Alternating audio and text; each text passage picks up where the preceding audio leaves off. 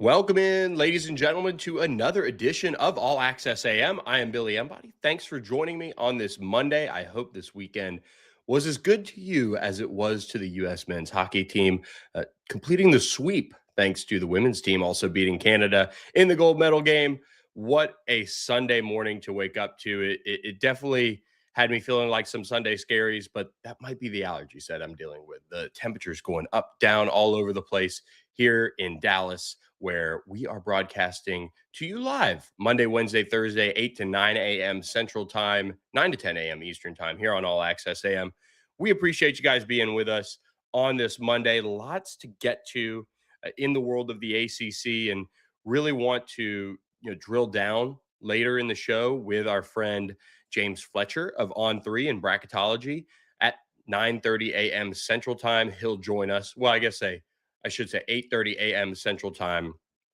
He will join us and break down all of the things that are going on in the world of bracketology following Duke's huge win over Michigan. We also got a lot more ACC action to get to, what it all means, and more. We also have Combine this week, the NFL Combine getting underway in Indy. Hopefully, everybody who is there will stay safe getting over there. And while they're in Indianapolis, I know there's some snow and there's all sorts of weather in the Northeast. I know Indianapolis isn't in the Northeast, but they got hit with it on the way there, or at least earlier this weekend as players were starting to come in and things like that. But Thursday marks the start of the NFL Combine. We'll get into some of those storylines to watch, and hopefully we'll get some folks on to talk about some of the top players in the ACC as far as what they did in the Combine. That'll run until Sunday. Of course, it's always at Lucas Oil Stadium in Indianapolis.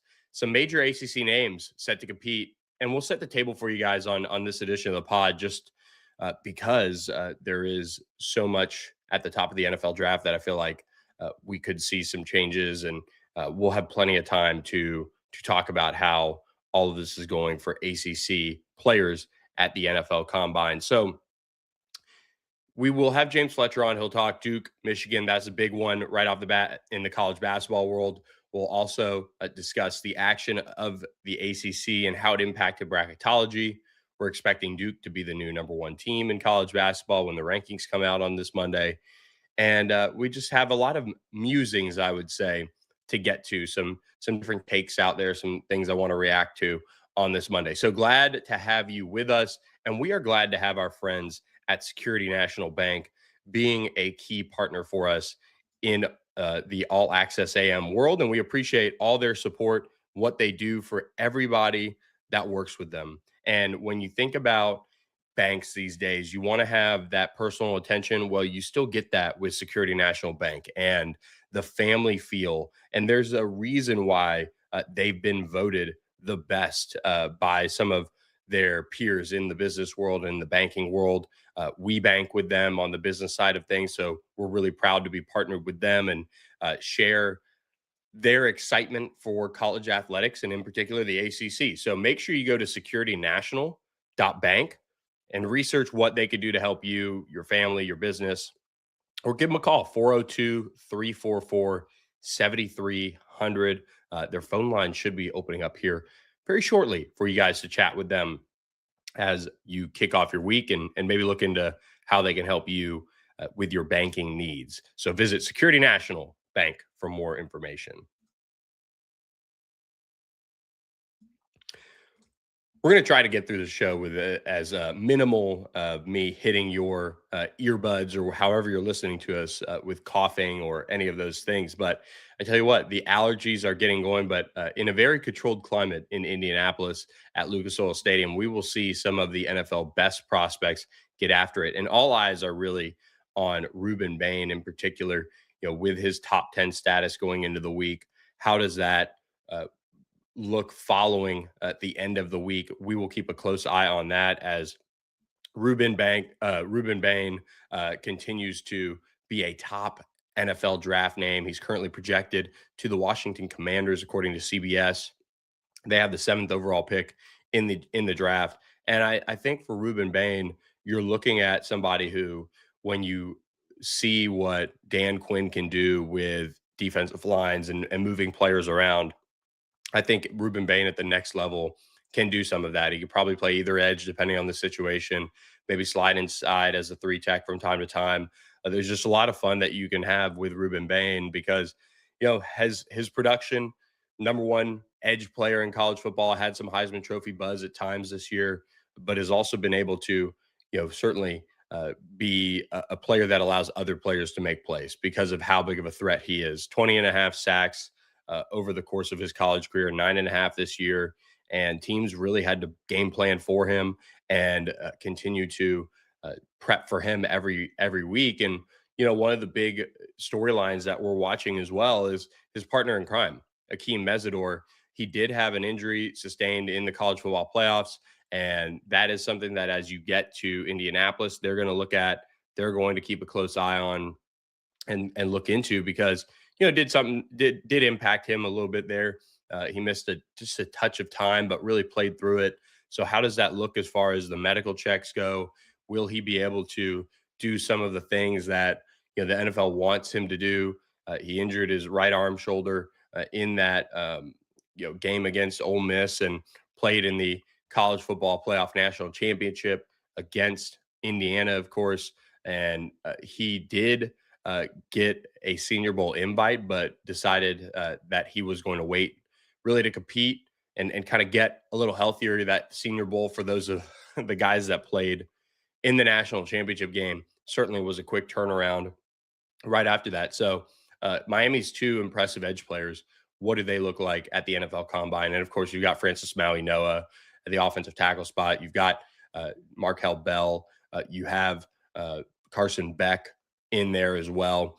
The quarterback battle between Carson Beck and Garrett Nussmeier and Cade Klubnik for really that three spot behind Fernando Mendoza and Ty Simpson. That's going to be an intriguing battle as those guys try to position themselves in a weak quarterback class to be that first guy off the board. And is that Carson Beck? Is that uh, Cade Klubnik? Is that Garrett Nussmeier? There are a bunch of different players that are really vying for that three spot. And of course, there are plenty of other quarterbacks who maybe it just takes one GM to fall in love with and they make their move up their draft boards. So those are a couple of names out of Miami, of course, that are making some noise. We'll be keeping a close eye on those guys. And On Three's Pete Nakos. If you don't have a subscription, go check us out on 3.com, rivals.com. Pete Nakos did post a really interesting article on some of the NFL Combine guys to watch. And, one that there's a lot of buzz around. And as an ACC pod, we know plenty about him. That's Clemson's Peter Woods. He's going to be one of the most intriguing players in this combine at 6'3", 310 pounds. Could play him out on, kind of a strong side defensive end at moments, but really an interior guy. He has incredible twitch that I think if he tests well, could really catapult him up NFL draft boards. And, when you look at this Clemson group, Peter Woods is kind of leading the way. 16th overall projected right now to the New York Jets. And that was something that was kind of right on point with where Clemson's group that was highly touted, that was highly thought of going into this year was going to slide in around. We thought somebody would be a top 10 pick, but, obviously this is just draft projections and mock drafts. But right now, no one projected in the top 10. You do have Avion Terrell out of Clemson as well, right behind Peter Woods, projected at 17 to the Detroit Lions. And Dan Campbell would love, a lockdown type of cornerback for that group and to put them in position to do so much more on the defensive side. That could be a lot of fun to watch. You also look at the rest of this, first round, and that's kind of it. And for the ACC, you have these players that are coming to Indy and they're looking to make a name for themselves and they're looking to make a statement. And that's where, Bain comes in. I think Bain can still make a statement in terms of his draft stock, with some of the testing and some of the different things that he can do on the field. That's somebody that really stands out to me as far as being able to help himself. We mentioned Peter Woods just because, that Clemson defensive line, as talented as it was this year, and some of the key pieces on that defense as a whole, they did not produce. So is that a Peter Woods thing when you flip on the tape? Is that a back end issue? Is that just poor situational preparation? All of those things are worthwhile questions, and the NFL will get a chance to grill Peter Woods and kind of hold his feet to the fire a little bit and say, hey, why with your traits, with your measurables, with all the talent that you have, why would we not see you be more productive as a college football player? And it's a worthwhile conversation, in Indianapolis for some of these teams that are looking to invest millions in these players and high draft picks. And when you draft players that don't produce, that's something that is going to get hung over your head a little bit as you go through your career, but also for the general manager, the scouts that picked you and invested in you. That's an important piece to the puzzle of, well, how are these guys doing from a evaluation standpoint? How are they doing from a team building standpoint? And that is something that when you look at production at the college level, it's very rare that you see college players that don't have the production at the college level, and then all of a sudden they turn into freak show type of producing Pro Bowl type of players in the NFL. And so that's worth watching as Clemson defensive lineman Peter Woods really has to answer for some of that, I think, in the NFL draft process this week. And when they do arrive in Indianapolis, and there's going to be a lot of eyes on Peter Woods and what he does this week on the NFL Combine side of things. And so it's a really fun week. I always enjoy it. We'd love to take the show on the road there one year. I will say it always kind of sneaks up on us. It is that last weekend of February, really, that it is usually slated for. And so we're right after the season. I'm just like, oh man, forgot to book that, kind of make our push to get there. But who knows? Maybe we'll be broadcasting live from there next year as so many ACC prospects each year go to the NFL Combine. And we'll jump into more of that later this week and look at some of those storylines as those things kind of come into focus this week in Indianapolis. A couple of, I would say, talking heads jumped into pure off-season conversation this past week or so, and Josh Pate always going to be one of our favorites when we listen to what he has to say. But he ended up having Mario Cristobal at number 9 as far as his coach that his top 10 coach rankings, and I want to push back a little bit on him. I think there is. I don't think Josh Pate's biased. I think he likes who he likes and puts them up there, and he's pretty real in that regard. We all know that if you really watch his show and listen to what he's saying. But I will take issue with this. Mario Cristobal at number 10 or number 9 for him out of his top 10 coaches. Here's a list. I'll run through this quickly. Ryan Day, Ohio State; Kirby Smart, Georgia; Kurt Cignetti, Indiana; Dan Lanning, Oregon; Marcus Freeman, Notre Dame; Lane Kiffin, LSU; Kalen DeBoer, Alabama; Steve Sarkisian, Texas; Mario Cristobal, Miami; Mike Elko, Texas A&M. I don't want to say I'd blow up this line of top 10, and I don't want to spend an entire pod kind of reacting to this, but I think Mario Cristobal is a little low. I think for what we've seen out of him taking a program that did not have the alignment necessary, that did not have its priorities in order, and building it into a program that obviously reached the national championship this year. We saw him produce a Heisman Trophy winner last year. Certainly a lot of positivity around that program, even though it was disappointing what happened last year. But I think just at pure, I think at pure coaching jobs, I think he's got to be above Steve Sarkisian and Kalen DeBoer, and here's why. And I would argue Kalen DeBoer has a better argument for him to be higher than Mario Cristobal. But when you see the resources at Alabama and Texas, and you see how positioned they are, and what those two coaches were walking into from a pure resources perspective, you've got to keep that in mind. Mario Cristobal had to build it, and Miami has money. Miami's flexing its muscles in that regard now, but it was not aligned. It did not have its house in order. And I think just objectively, for me, Mario Cristobal, what he finally proved this year, the way they finished, check that box.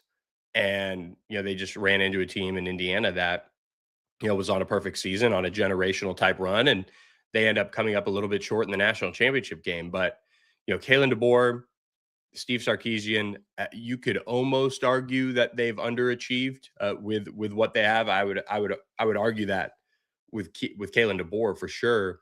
Steve Sarkisian, I think there's been a little bit of that turnover across the roster, even though he's now entering year 6 or 7 in Austin. That the work to get it rolling in the right direction for Steve Sarkisian, as far as everything hitting on all cylinders, hasn't come together as well as maybe he would have envisioned over the course of his tenure. But they've punched through, and they made the college football playoff last year. Obviously, a disappointing result for them this year, not making the college football playoff. Kalen DeBoer gets a college football playoff win at Alabama this year, beating Oklahoma, and then things kind of settled back down in a sense when they fell. But he is very, very impressive in the regular season with just his consistency of winning.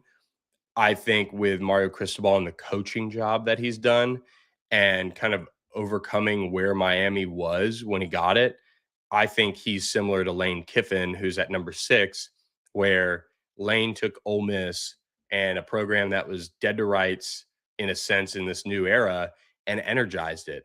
And they helped get the collective rolling, helped win big, helped be interesting. You look at the impact that Lane Kiffin had at Ole Miss. I mean, out of the top 10 coaches, no one outside of Curt Cignetti has had a bigger impact.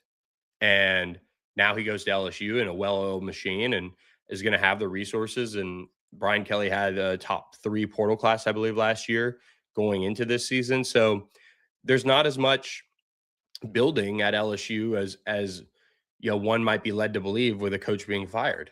Mario Cristobal had to build this thing.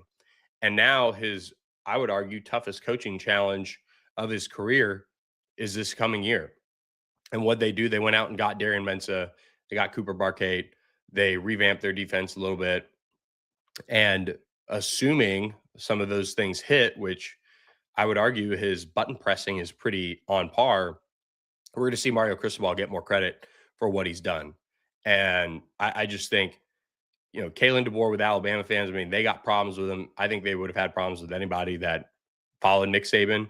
But Steve Sarkisian, the offensive line being a train wreck, having to fire defensive coaching staff for what the resources at Texas are, I just don't necessarily think we're looking at somebody who is as good of a coach as we might think. I think he's a product of where his resources are, and he really needs to have a Mario Cristobal type of season this year when he punches through and gets them to a college football playoff again, but then goes on a run with Arch Manning. Like, you can't waste Arch Manning the way Texas's offense has, and that's Steve Sarkisian's baby. That's his side of the ball. So I don't really have a problem with the top 5.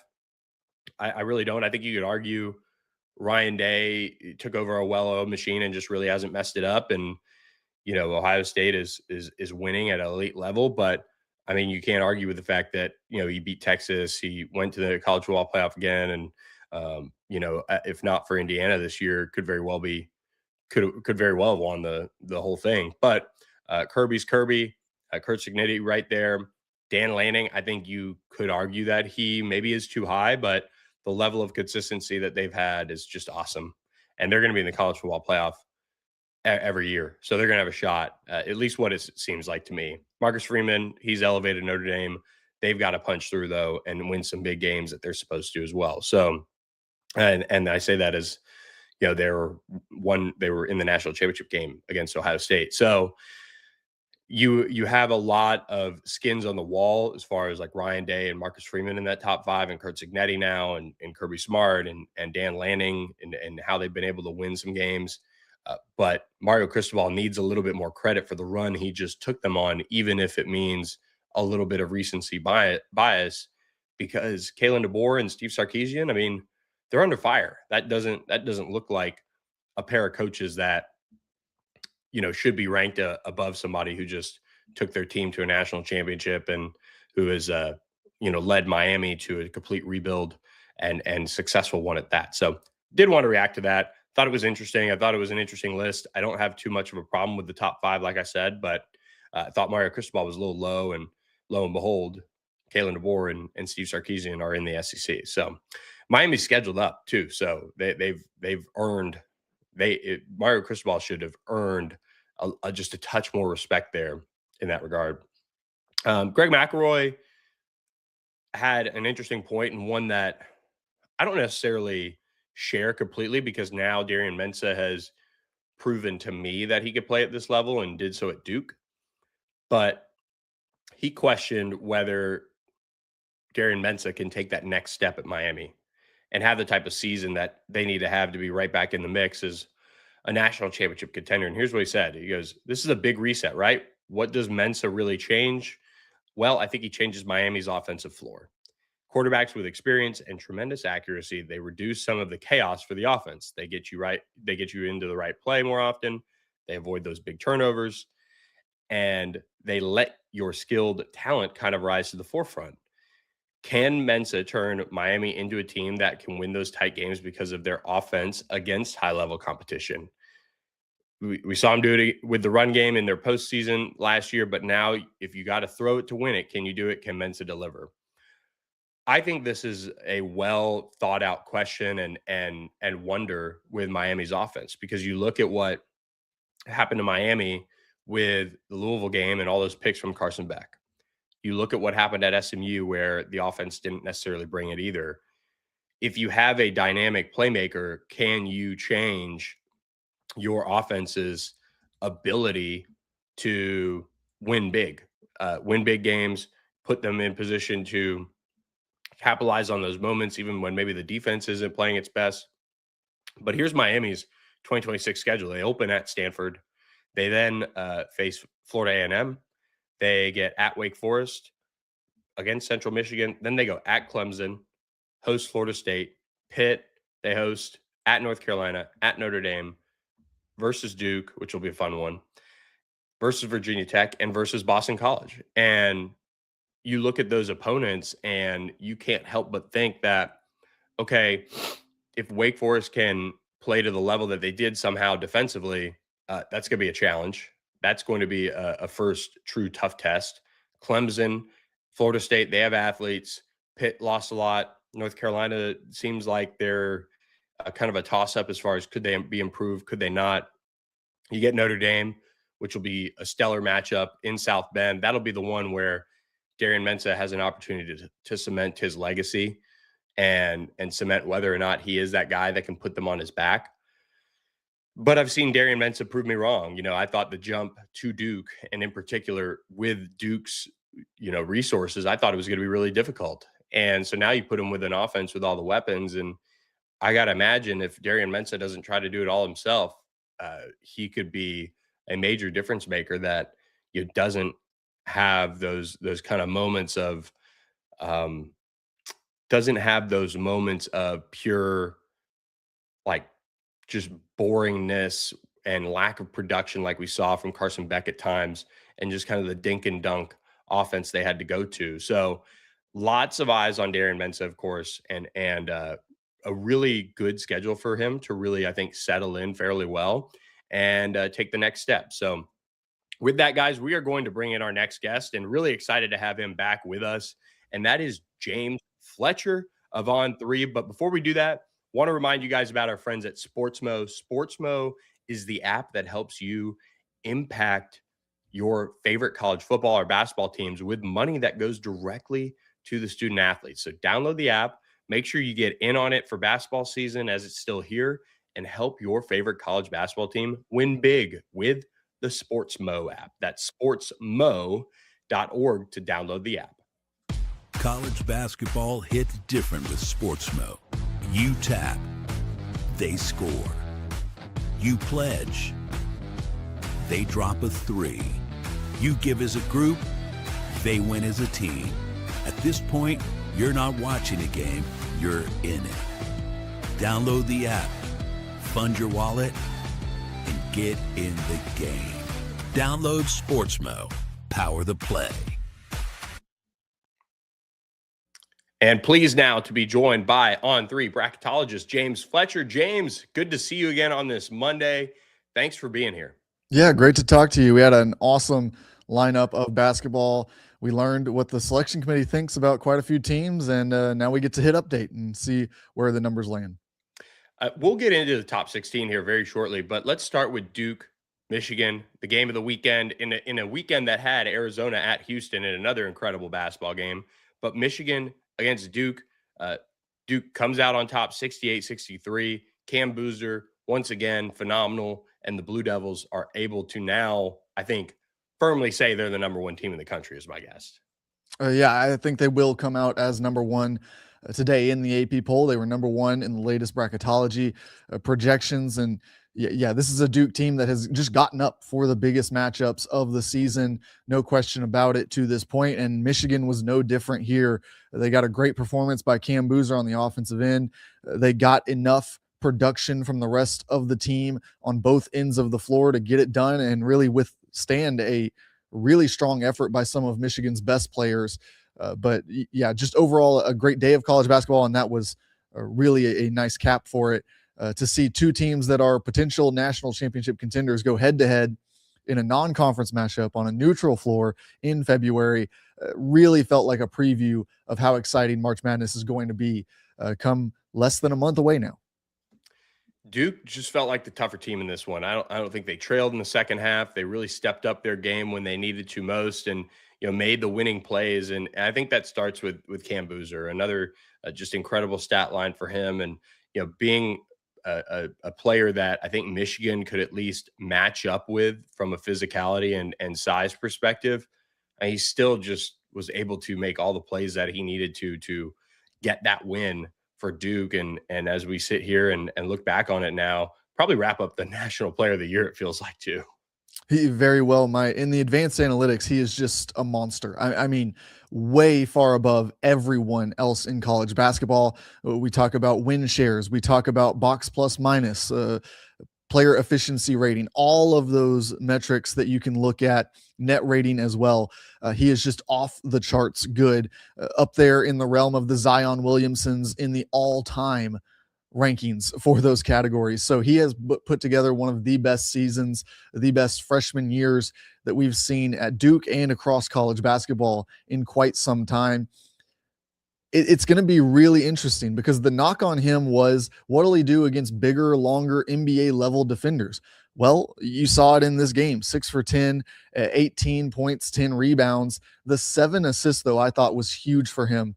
To be able to distribute. Yes, you're going to sometimes be walled up. You're going to get stopped by these bigger defenders, the Yaxel Lindeborgs, Morez Johnsons, even Ade Mara when you meet him at the rim. Sometimes you're just not going to be able to get off a shot, but to find the open man as Duke's kind of key player was huge for this group as they pulled out the win. And now we look at those top 16 seeds that the NCAA committee released. Of course, Michigan was number one. Duke number 2. If they were to do it all over again, of course, those would be flipped. What were some of your major takeaways from that top 16 group? Yeah, I thought one of the big takeaways, obviously, coming into Saturday's slate was Iowa State being the final 1 seed in that group. Bracketology projections still had it as Houston, UConn, and then Iowa State. But any of those 3 you could have made a case for, and that's really what the selection committee kind of said on the show when they spoke about it with CBS, is that there was a clear tier right there for that final 1 seed spot. And so to see those teams, 2 of them, take losses on Saturday, that kind of default meant that UConn was going to slide up. But in terms of what it meant to have Iowa State there at number 4 coming into the day, I thought that the biggest takeaway was head-to-head is going to matter. Although in college basketball, that's not always the absolute defining metric that we're going to look at, it did play a role in putting Iowa State above Houston and then being able to separate them from UConn from that point. And so I think that is really important when we talk about Duke and Michigan at the top of the bracket now, entering the new week of basketball, because Michigan still has the metrics. The analytics will still tell you that Michigan is the better team. Now you get into more of the resume-based analytics, and Duke starts to make their case for that 1 seed, having all of their losses come, all two, in quad one. Michigan still has a quad two loss on their resume, but at the end of the day, a head-to-head matchup is going to matter. At least that's what they told us on Saturday. And speaking of head-to-head, a good one in ACC play that really I think had a lot of impact was FSU beating Clemson. Not only beating Clemson, they beat them on the road. Yep. You know, the Seminoles going into Little John, and Clemson is in a free fall right now. They have now dropped to the 10 seed line in your latest bracketology that I saw. What is going on with the Tigers, and where is that consistency that they had? Where is that now? It's a struggle to find it. And now on a losing streak, and it's not just the losing streak. Sure, you can excuse a loss against Duke, and I think we all did. We all kind of said, okay, they took a bad loss against Virginia Tech, but it's not the worst loss. Virginia Tech is on the bubble. Then they take a loss against Duke, and you think, okay, you can just write that one off. Everyone in the ACC is losing to Duke other than North Carolina to this point in the season. But then it was to drop a game against Wake Forest. Now there's real concern because Wake Forest is really a fringe bubble team, if that. They're really on the outside looking in at this point. And then to drop against Florida State, a team that's been closer to the bottom than the middle of this conference for most of the season so far, you've got real concern about the losing streak that is building for Clemson because they just can't figure out how to win games. Or really, a 5-point loss against Florida State at home, that's the closest result of these four. So things have really gone sideways, gone the wrong way on this team, and they're not going to get any help figuring it out because they've got Louisville and North Carolina up next on the schedule. They could really hurt themselves here. If they drop both games, they could end up on the wrong side of the bubble when bracketology updates in the next week. This was another really good game, I thought, for the ACC at least. Miami at Virginia. Hurricanes almost pulled it out, 86-83. UVA gets it done. You sat here on this podcast last week and said, I have a lot of confidence in UVA. And Miami was, of course, on a heater as of late, and taking that tough stretch of ACC play and turning it into momentum for them in the tournament. Now a 9 seed in bracketology and sitting there in good shape. But a close loss on the road, not really going to hurt them. But UVA making a statement against one of the better teams in the ACC right now. Yeah, I think there were two sides to this. On Virginia's side, you got kind of confirmation. Some people might have been scratching their heads. Some people probably, particularly people who follow the SEC closely, would have thought that maybe they could get another team in over Virginia. Maybe the Cavaliers would fall to the 5 seed line, but they really back up that they were added as a 4 seed in that top 16 reveal. They get the win against Miami and just continue to roll along. 24-3 at this point. I mean, that's one of the best records that we have in college basketball. And sure, they don't have the top of the resume wins that some of these others do, but the consistency, we talked about it last week. I'll keep talking about it. They are about as consistent as you're going to find in college basketball. And on the other side, you get a Miami team that, yes, takes a loss, but the overall record still looks okay, 21-6. Another team that doesn't have the top of the resume results that they would need to move up in bracketology, but I don't think they're at risk of landing on the wrong side of the bubble as long as they can take care of business down the stretch of this regular season against the non-NCAA tournament teams that they have left on their schedule. SMU beats Boston College, takes care of business there, pulled away for a nice, comfortable win. This was coming off of the Louisville win that they had earlier last week, almost a week ago now. And they sit as an 8 seed going up against Auburn in the West region out of San Diego. The Mustangs, with that Louisville win, it feels like they locked themselves into the NCAA tournament as long as they don't have that kind of a meltdown and lose like the final 4 games of the regular season. Yeah, I think that's probably true. You look at the rest of the schedule. Yes, you have a road trip to the West Coast to play Cal and Stanford. So that's not going to be easy. We've seen teams slip up out there earlier in this year, including North Carolina. So it can happen to the best teams in this conference. But I do have some confidence that them finishing this season, getting into the conference tournament, whether they pick up 1, maybe 2 wins in that, not only are they going to be safe, but they could continue to slide up this board slightly in bracketology. Not a ton of upward mobility, but they could easily make their way up into the 7 seed conversation if they can finish things out strong and get the wins that they need to here.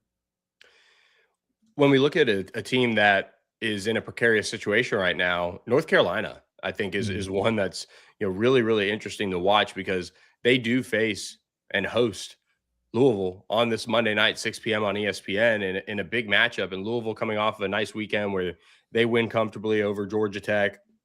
North Carolina went up to Syracuse, took care of business up there.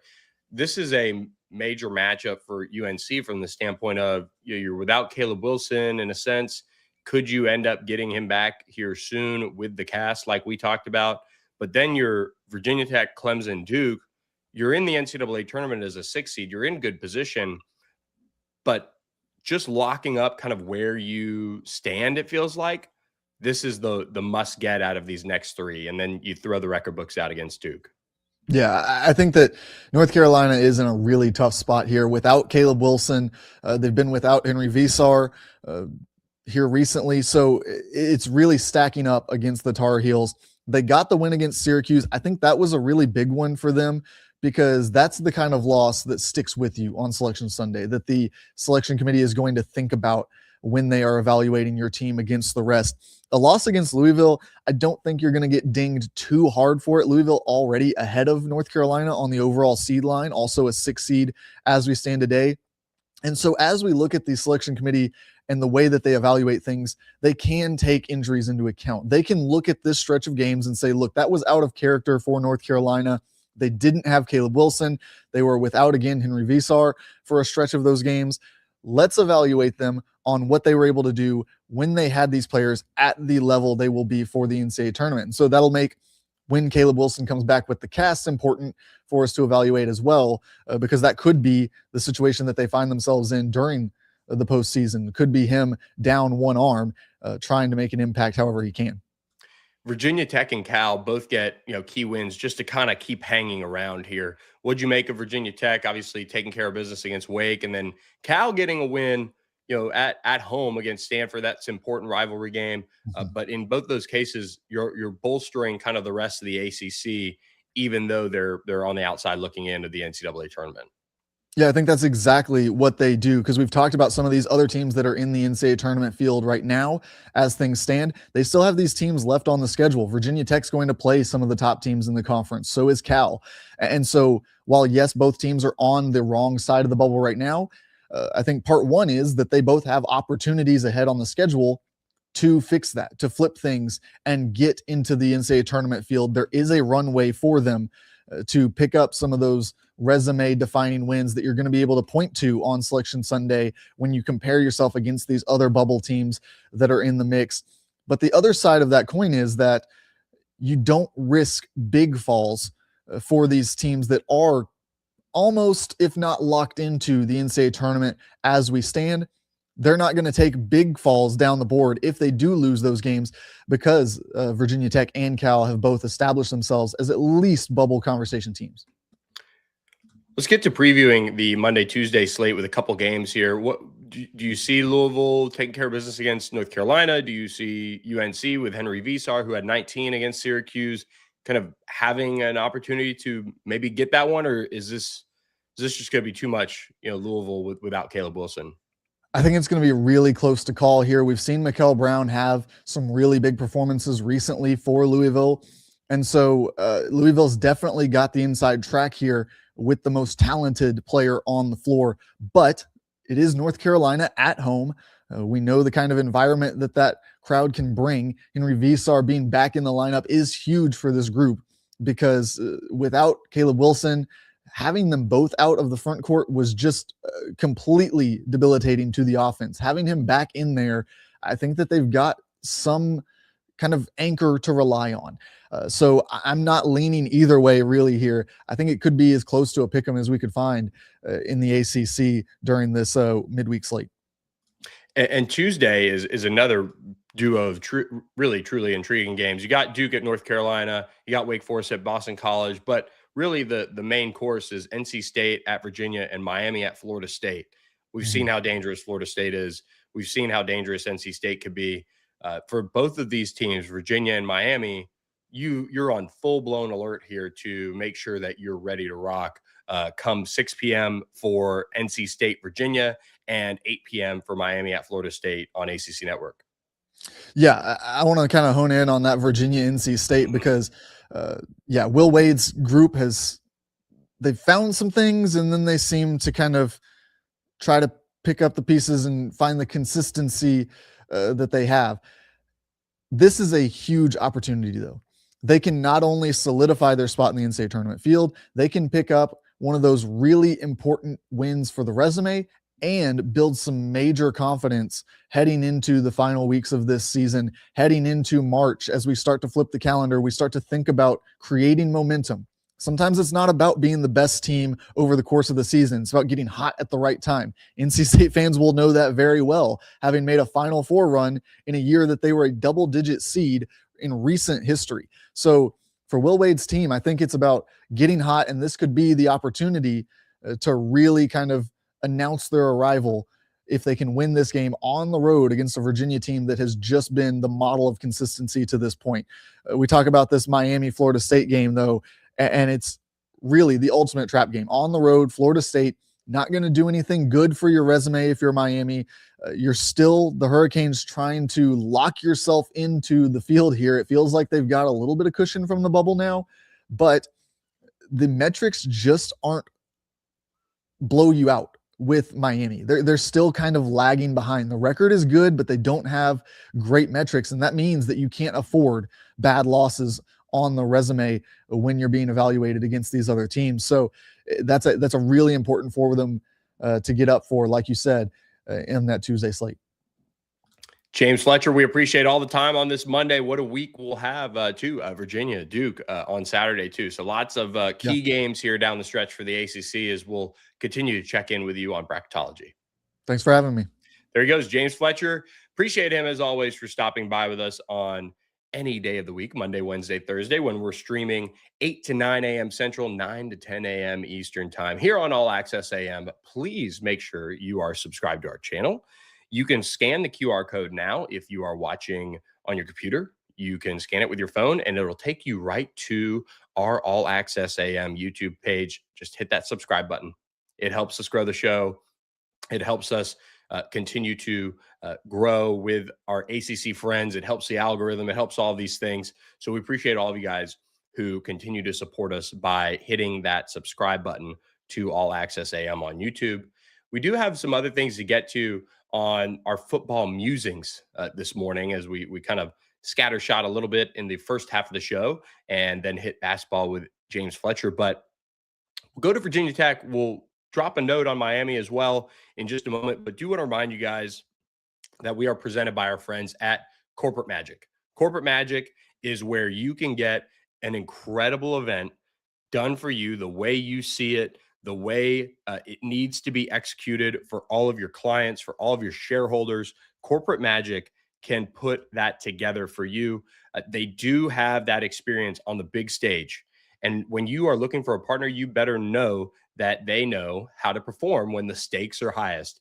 And that's what Corporate Magic does. They do national sales meetings at a high level. They do incredible concerts, live events, streamed events, and productions that have been seen by millions and millions across the globe. So make sure you visit corporatemagic.com, see what they can do for you. Tell them All Access AM sent you, and they will bring their planning, design, and technology to keep your audiences fully engaged. So visit corporatemagic.com for more information.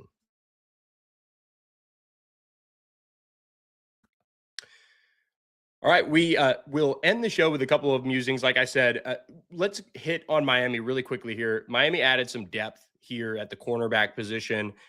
Takai Aziz from Allen Hancock. It is a junior college in the California Community College League, and they add some depth here with a guy who recorded 51 tackles, 3 picks, and 2 tackles for loss for his Allen Hancock team. He will be coming in now as a player that brings a lot of length to this Miami defense, and one that I think we saw if we're looking for kind of a critical moment here is Miami's corner depth was certainly tested in the national championship, and they were able to go out and continue to add to that and kind of build up that depth with Takai Aziz coming into the mix here out of the junior college ranks. So that was something that hit my radar here earlier or to kind of close out the week and saw it over the weekend and things like that. So that is a nice addition. Again, 6'3", 185 pounds. He's got a couple of years of experience with his junior college rank. So Miami adds some depth there at the cornerback spot. Virginia Tech is one of the hot programs in the ACC right now under James Franklin with what he's been able to do with the transfer portal, addressing needs, putting them in position to be a team that is a stock up team. And Joel Klatt is among those that believes Virginia Tech is going to be a stock up team. And it's not a bold prediction, I think, to have that take. This is a team that brings in Ethan Grunkmeyer, who has familiarity with James Franklin in this offense. They have a solid, I think, enough defense with Brent Pry leading the charge there as defensive coordinator. And they added some key pieces on the offensive side that should make them intriguing. It should make them a stock-up team for the ACC. I mean, I think from an offensive perspective, it couldn't necessarily have gotten worse. They added 27 players from the transfer portal this offseason. And with that type of a changeover, sometimes you can come out on the other side and say, okay, this is going to be a long, long rebuild. I think you could make the argument that Virginia Tech has an opportunity to start out really well this year, build buzz. Their bigger games are in the back half of their season, and they're going to have some key moments of adversity, I think, during that back half. And maybe of the early goings, maybe with all this change, the culture and all of those things, James Franklin's going to have a tall task, but he is leading this team in the right direction. I think, them being a stock up team is not a surprise by any means. And we'll continue to keep a close eye on how Virginia Tech does, because they continue to make noise in recruiting. They made a lot of noise with the early goings of their transfer portal haul, with Andy Frank leading the general manager side of things, and just having to get ready so quickly with official visits right off the bat, and bringing in those visitors without really knowing where they were, or some of the different turns around campus that they had not gotten familiar with just yet. So they were able to put it together very quickly. I think you've got to give them a lot of credit, and they will be one to watch as a stock up team. They're also getting an indoor practice facility. And James Franklin said last week that the indoor practice facility needs heating.